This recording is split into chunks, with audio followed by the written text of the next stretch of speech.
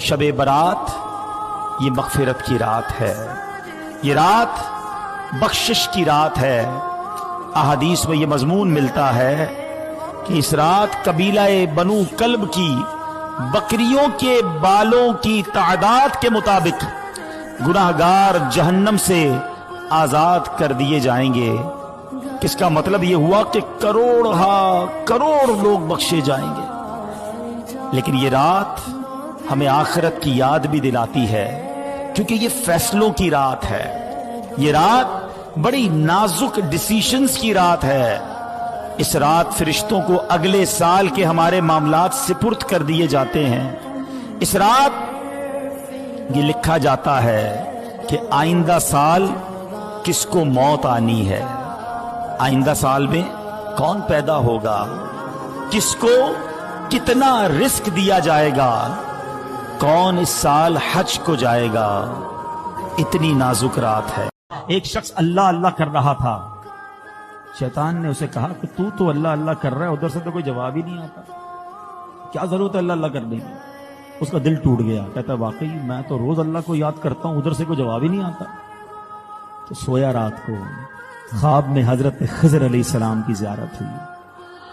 फरमाया अल्लाह ताला ने मुझे हुक्म दिया है कि तुझ तक ये पैगाम पहुंचाऊं कि मेरे बंदे, जो तेरे दिल में अल्लाह के जिक्र करने का शौक पैदा हुआ, यही तो हमारा जवाब है।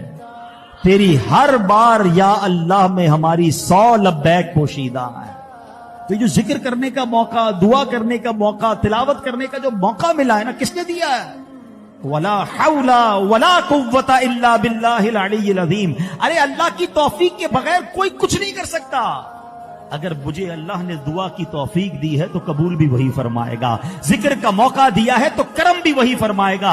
बस मेरा और आपका ये जहन बनना चाहिए कि मैंने अपने औकात कार को जाया नहीं करना, अल्लाह की याद में जिंदगी गुजारनी है। अहादीस में ये मजमून मिलता है कि जब बंदा अल्लाह का जिक्र करता है, अल्लाह तबारक व तआला फरमाता है, हदीस कुदसी है जिसका मजमून है, ऐ मेरे बंदे, तू जब अकेले में मेरा जिक्र करता है, मैं भी अकेले में तुझे याद करता हूं। जब तू मजमे में मेरा जिक्र करता है, मैं इससे बेहतर मजमे में तेरा जिक्र करता हूं। तो या फरिश्तों में जिक्र होता है, अगर तू मेरी तरफ एक बालिश्त बढ़कर आता है, मेरी रहमत एक हाथ बढ़कर आती है। तू एक कदम चलता है, मेरी रहमत 2 कदम तेरी तरफ बढ़कर आती है। तू चलकर मेरी तरफ आता है, मेरी रहमत दौड़कर तेरी तरफ आती है। और आपको बनाया ही अल्लाह की इबादत के लिए। देखिए ना, हर चीज के बारे में हम ये जानने की कोशिश करते हैं, what is the reason of the creation.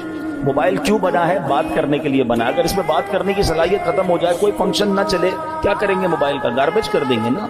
Pen क्यों चलता है? पेन क्यों बना? लिखने के लिए। लिखना ही ना, इंक खत्म हो जाए, क्या करते हो? फिर भी लगाते हो, फेंक देते हैं। जो चीज जिस लिए बनाई गई, अगर वो काम न करे तो उसे डिस्पोज कर दिया जाता है। हमें क्यों बनाया गया? कभी सोचा आपने? कुरान बताएगा ना। हमें बनाया अल्लाह ने, तो अल्लाह ही फरमाएगा ना क्यों बनाया, व्हाट इज द रीजन।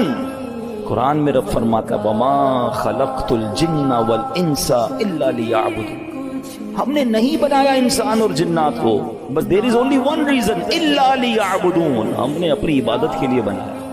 यानी मैं और आप बने अल्लाह की इबादत के लिए, काम कुछ और कर रहे हैं। नमाजें हमारी कज़ा हो रही हैं, रोजे बहुत बड़ी तादाद में लोग नहीं रख रहे, अल्लाह की इबादत से दूर।